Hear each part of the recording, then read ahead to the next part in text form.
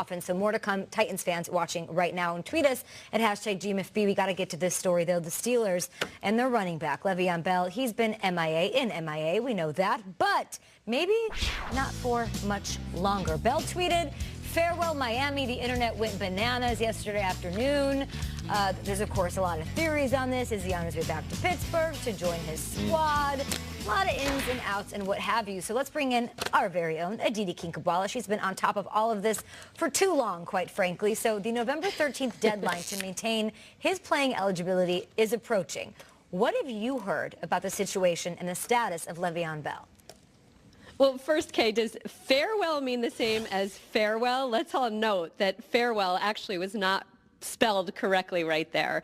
We don't know what this really means because none of the Steelers have still heard from Le'Veon Bell. I talked to quite a few of his teammates yesterday. We're in the building already. No one has heard from him what his plans are. Now, we've talked about that November 13th date. As we know, the CBA says that he needs to show up by 4 p.m. on November 13th in order to be eligible to play this year. But his teammates have been pretty clear, Kay, that at this point, as right guard David DeCastro said on Sunday, we don't care. Why is that? The Steelers are on a 4-game win streak. Why else is that? James Conner is the most productive running back in the NFL right now besides Todd Gurley. He is doing everything that Le'Veon Bell could do and more than Le'Veon Bell could do. He already has 10 touchdowns. At this point last year, Le'Veon Bell only had 5. In fact, Bell hasn't even had 10 in a career. He's doing all of that while showing what these offensive linemen like to say is real team football. After he scores a touchdown, Kay, he goes and he shakes his lineman's hands. This is a team that in many ways has moved on from Le'Veon Bell. When Mike Tomlin was asked about him on Sunday, he said,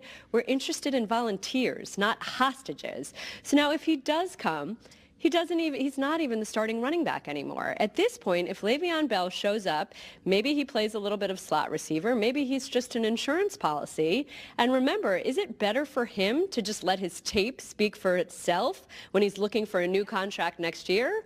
Or should he show up and be just a shell of what he once was?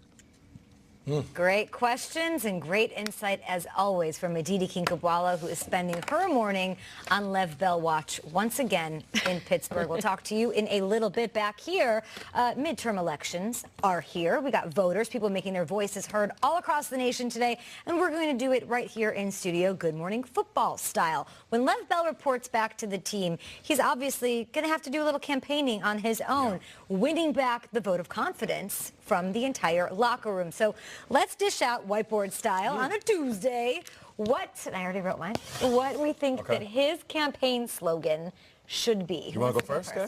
No. Okay, all right. Well, I'll jump in. This is a campaign slogan to his teammates. Like, he walks in and he's like, I got you. Vote for me. I got you. Okay. In 1980, Reagan asked, "Are you better than you were 4 years ago?" Okay. Le'Veon Bell, Stick to sports, Nate! Le'Veon Bell 4 years ago, 1,300 rushing yards, 83 catches, 854 yards in the air. He had over 2,200 yards, 11 TDs. What do you got? He's going to walk in and say, "I am better than I was 4 years ago." I think that's a big question, right? What has he been doing? How's his durability? At this age, you know, the years that a running back usually falls off, can he still be productive? Oh, not to mention James Conner's beasting out right now. He's going to walk in and say, no, I'm better than my best year, which was 4 years ago. I love Reagan. Reagan did play the Gipper, by the way. That's sports. He did. Sports. Reagan he's quite an actor. Nate's going to do a Reaganomics 101. Yeah. Okay, we'll get to down that wall. Educate you up. Here's mine. Here, how can I help? And literally, that's all Le'Veon Bell should say. He should walk in, say, "I'm here, I'm reporting to duty, and I'm here to help however you guys want." It's catchy. Whatever you guys need. If like you a need PA. if you just need me to block on passing downs, I'm in for just that. If you need me to return kicks, I'm here for that. You guys are 5-2-1. I am just another member of the 53. Like Aditi said, James Conner shakes the lineman's hand. He goes around. He's loved by the team. The fans. I got a Steelers fan yesterday. Call him Me'Veon Bell on Twitter yesterday. Me'Veon. M-E. I think that has to stop. I'm here. How can I help? 8 weeks left. Let's go. I think the Steelers have got it going on. I think they're going to run into the Patriots in the playoffs. And imagine this if you can. Stretch your imagination. Tom Brady is a very powerful elected official that a lot of people want to see lose. Okay? Imagine that. It's not going to take one guy or one candidate. It's going to take a ticket. It's going to take 2 guys. You got it. So I go Le'Veon and I say, beat the GOAT, Bell Connor gets the vote. Okay. I like The it. two of them are going to join forces to take out New England. It's a good ticket. To make the Steelers great. That's it. Two guys it's going to take. If they make them work together, a la mini Voltron, that's how you beat the Patriots. I love it. I feel like I had a different take on all of this than you guys yesterday. I thought it was going to be a good thing, him coming back, and how he'll fit in, and he has fresh legs. Live and let live. Live and let live. With the devil horn. Yes, I think with just a little of this. Yeah. I just feel like he'll walk in. Hopefully he shuts up. He doesn't tweet. He doesn't do anything because I think the distraction is not what we need. But come in there and ball out. Do what you do. Everything's fine. You'll have fresh legs. You'll warm up after a couple of weeks while James Conner's still crushing it. And you'll be in prime position to be the most versatile running back, maybe the best running back in the game, into the playoffs, and maybe to beat the GOAT and get the vote. Okay. So live and let live. It's all good. He's a rapper. Ain't no shutting up and let Bell. We're going to... Big ups to the Tennessee Titans who gets to 500 with a 28-14 win. But all that drama down in Texas coming from Coach Garrett and Dak Prescott after the loss. Well, I thought we did some good things in this game, really in all three phases of our team, but certainly not good enough.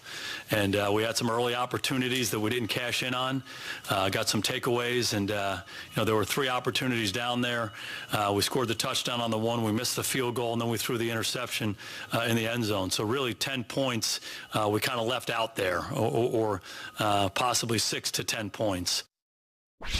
That was the difference. Simple as that. I mean, defense gets us a turnover there. We're up 7 points, and I go down there and try to force the ball and give it right back to them. That's a 14-point swing. They go back down on the other end and get a touchdown and tie it up. It's 14-0 if we convert on that. So, I mean, it's the difference right there, 14 points. Cowboys cannot seem to protect Dak Prescott with the game on the line. He's been sacked 21 times in the second half this season, the most of any quarterback in the league. So Dallas had a bye week. They had a lot of time to get set for this game, and they didn't show up at home under the bright lights.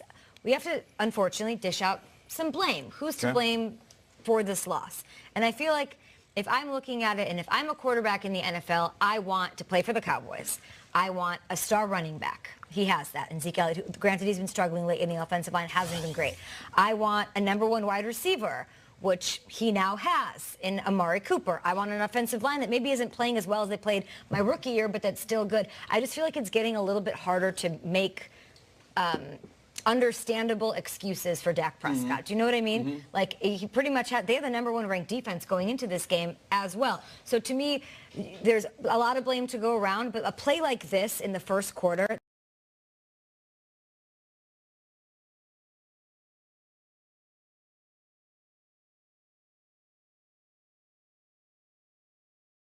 wide receiver, his new wide receiver, a chance to go up and get it. When you're a true #1, that's not a bad pass. I mean, he could have actually tucked it away and ran with it, but you look at Calvin Johnson, Antonio Brown, Julio Jones, those guys are getting that same ball thrown to him. I'm not sure that Amari Cooper was able to gather his feet, stop, and go up and grab that ball like Dak Prescott assumed. But you're right, though, okay? I mean, at the very least, you're the decision maker. So if you feel like your wide receiver can't come down with it, you got to tuck that ball away and live to play another down. I just like when the Cowboys are good and competitive, and I thought they would win at home. The Titans' offense was so anemic. They had the best defense. It did not happen that way. Yeah, it's better for the league when the Cowboys are good. You know, I issued a statement to Scott Linehan early in the season. I said, you know, I want to see the creative side of this offense. Oftentimes in certain situations, they say cooler heads prevail. Well, in the NFL, creative minds prevail. And we're seeing that more often week in and week out. You look at the offenses that we love, the Saints, the Rams, the Chiefs. It seems like week in and week out, they're reinventing themselves. So for me, I'm looking at this team. It has to start with them. It starts with Garrett, and it starts with Scott Linehan. Now, you played for Scott Linehan. Does he have that in his bag? Like, he does. Can you just make that happen in week 10? I don't see it happening. He does, but I think what stops him from doing that is the turnover in players. When you have guys that know the system, that knows the coaches, that knows the game plan, and you can kind of mix things up week in and week out, it's easier for you to do that. But when you lose a Jason Witten, a Dez Bryant, and now you're kind of getting guys in and out, you just got Amari Cooper. I mean, how difficult of an offense can you implement when you have a guy who just put on the jersey a week ago? I feel like a lot of teams deal with injuries. A lot of teams throw quarterbacks into the mix. And for Dak Prescott to be the starting quarterback for the 3rd season, for Ezekiel Elliott to be there for the 3rd season, for all those offensive line, for us to still see that brand of football from the Dallas Cowboys is inexcusable. So I'll point to coaching.